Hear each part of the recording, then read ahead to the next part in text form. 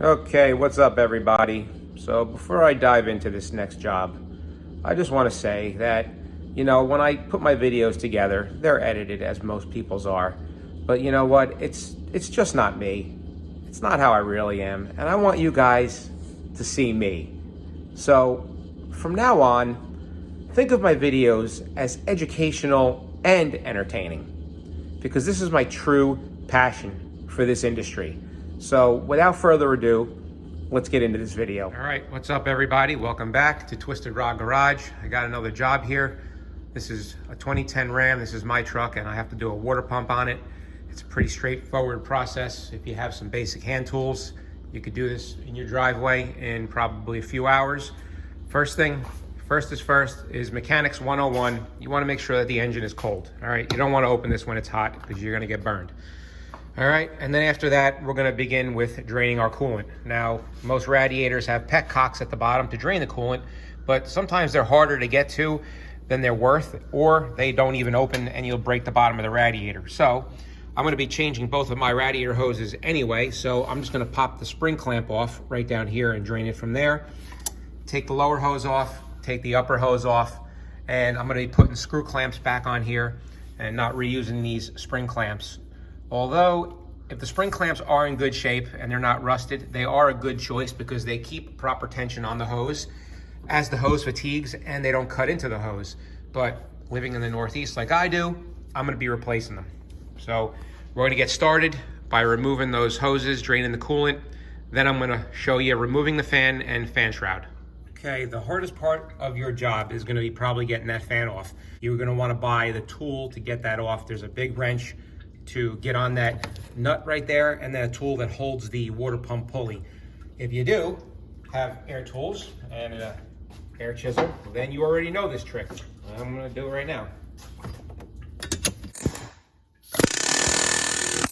Yep, reverse thread. All right, so if the water pump pulley has ribs in it for the belt, then it's a reverse thread. If it's a smooth pulley, then it's a regular thread. So this one was reverse thread. So now you see that the fan's loose.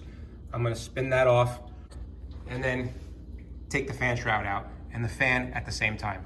Okay, there's two 13mm bolts that hold the fan shroud in.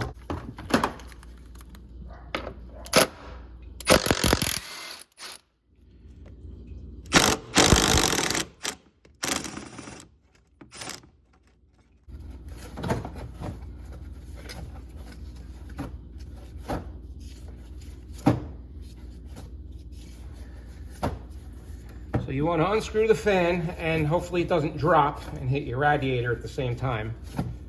I got the fan. Fan shroud should come straight up. Straight up now, tell me.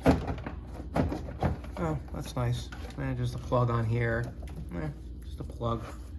Random plug. Just fucking piece of shit. Slow me up. Just something else to slow me up. Slow me up. All right, let's see. Why do you slow me up, slow me up? Clips at the bottom for stupid rubber wind deflector thing. All right, so there's just two push clips underneath on a piece of plastic. All I did was grab it, pull it down, they popped off. But unfortunately, I had to shed an article of clothing because it wasn't without sacrificing a little bit of discomfort. There, yep. So I got wet with some antifreeze down there, but it's all good now. Back on track. There we go. Let's get the fuck out before I fucking break you now, you piece of fucking Dodge shit. Get the fuck out!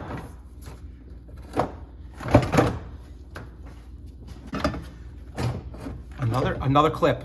Oh, another clip. Another one. Okay. Now let's try this fucking again. Oh, look at that. It's a miracle. Still not out, but hold the fan at the same time. You know, the joys of being a mechanic. Oh, there's another fan. I forgot. It's a fucking piece of shit Dodge. Okay, let's see if I can get this fan out over here. All right, fan is kind of out. Well, let's take the intake fucking tube off. Okay. Out of the way. Let's see if we can get the fan out now. Nope, the fan's gonna end up fucking staying right where it is. Oh, God. Oh, my fucking Lord. What a piece of shit. Oh, look. Just put the fan right over there. There, good, it's right there. Fucking piece of fucking garbage. Get out! Get the fuck out! There. And a clip there. Oh, it's not gonna be that easy. Oh my God. Oh my fucking God. Oh, no, it was. Thank you for fucking coming out. I can't believe Dodge did something that makes fucking sense. Okay, unplug the fan. Take both of these fucking half-ass things out of your fucking way. So much easier now. So much easier. All right.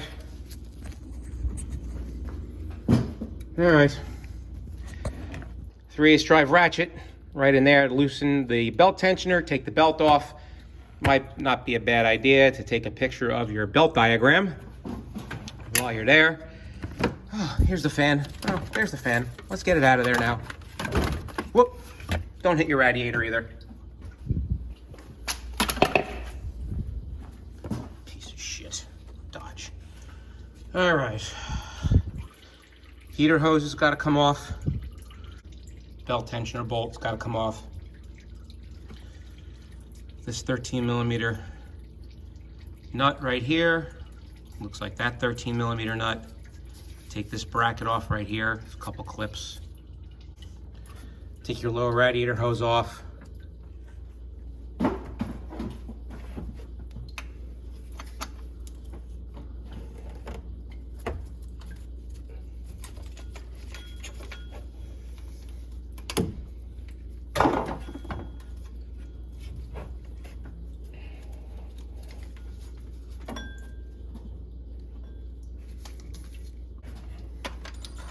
Oh, it's not a 15. Oh, 16 probably. That makes a whole lot of sense. Conspiracy theory. Not a conspiracy theory. It's a conspiracy. It's a conspiracy. Conspiring against mechanics. Oh, 16mm. Yeah, because that's a fucking normal size. Oh, it didn't break. Thank God for that. Thank God for that.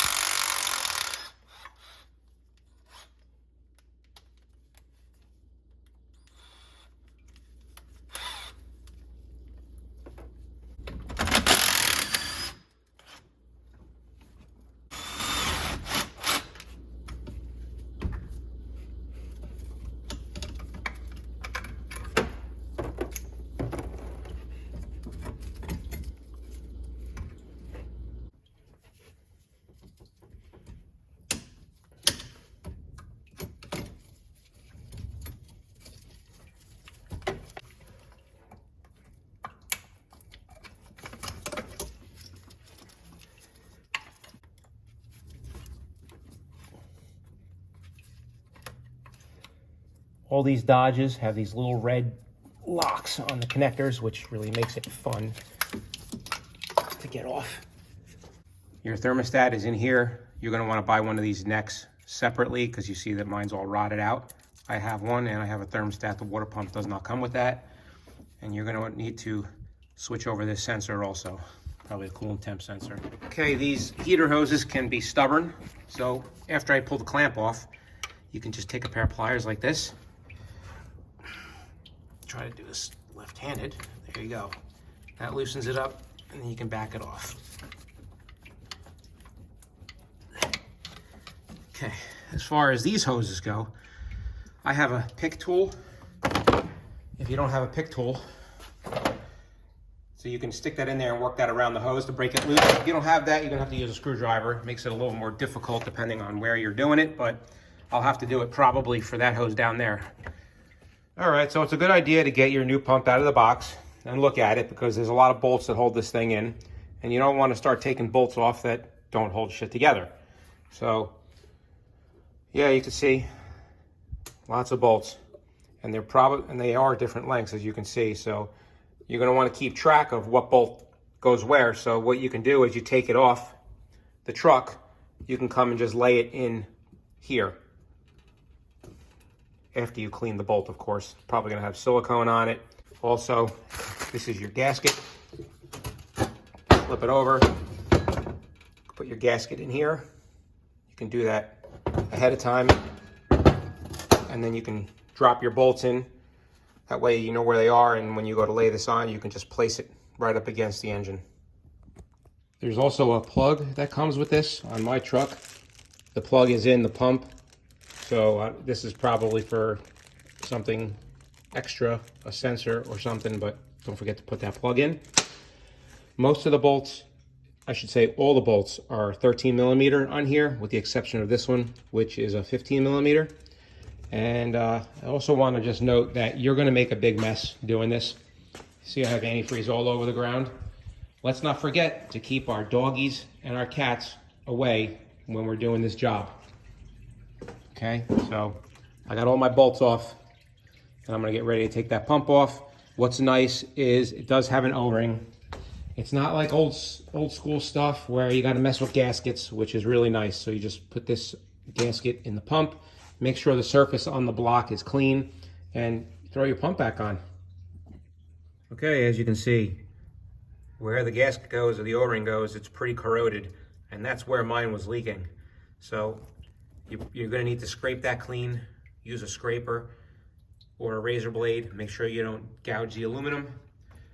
I am going to use, dun dun dun, yep, that. Here come all the mechanics. Oh, you can't use that. You're going to mess up the aluminum. You don't know what you're doing. You're not a real mechanic. Yeah, go fly a kite, pal, all right? I've been doing this for fucking 25 years. The key is, see that? It's a half-spent cookie. I don't use a new one, and if you don't fucking just squeeze it, wide open fucking throttle, you know what I mean? Just regulate it. Yeah, then you're fine with this. Yeah, sorry for the camera being crooked, but, you know, I got to get the job done. I can't worry about setting shit up so that you can see it perfectly. Just be happy I'm making the damn video and getting no damn money out of this shit.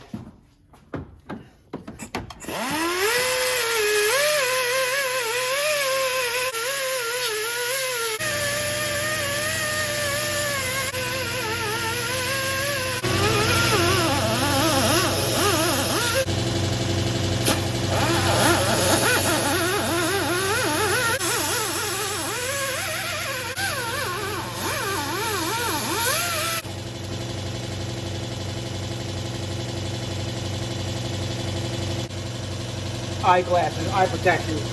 Yeah, forgot. Just run your finger along there, make sure that it's all smooth and there's nothing protruding where the O-ring is going to sit. Okay, let's recap what we did here.